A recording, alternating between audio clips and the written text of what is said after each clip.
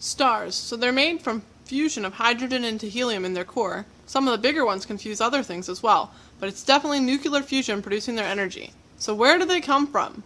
Well, they start in a nebula, which is a cloud of dust and debris in the solar system, in a much larger than a solar system, in the universe, usually part of the galaxy. And those nebula will begin to spin and fuse hydrogen into helium, and you get a protostar. So your protostar is the first stage. It's when they're actually not able to fuse on their own, but they're starting to rotate quickly and heat up.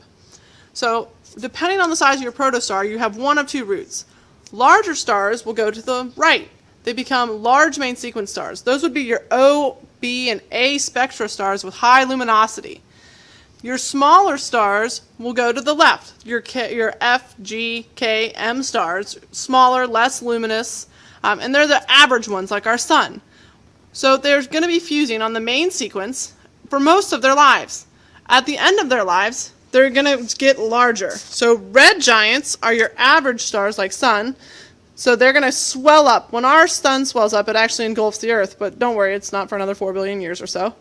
And then as it swells, it's going to actually, well, let's stick with the sun. So as it swells, the red giant will shed its outer planetary nebula, and all that will be left behind is a white dwarf. A very, very, very hot, but not very bright star. It's not even really visible to see many white dwarfs. They're really hard to discover because we need large telescopes to collect enough light to see them. But that's where our star's fate lies in a few billion years.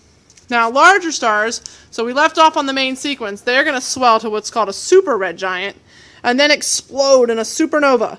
That explosion either results in a neutron star if they're on the smaller side, and in a black hole if they're on the larger side. So black holes are still a very mysterious thing to us, but we know that nothing can escape them, not even light. That's why they call them black holes.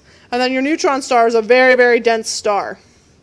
So just to retrace, let's go back to the top. We start with a nebula, then you have a protostar, main sequence, red giant, planetary nebula if it's like our sun, or an explosion if it's big, and then you're left with either a white dwarf for small stars, neutron stars for your medium-sized stars, and then your large stars become black holes.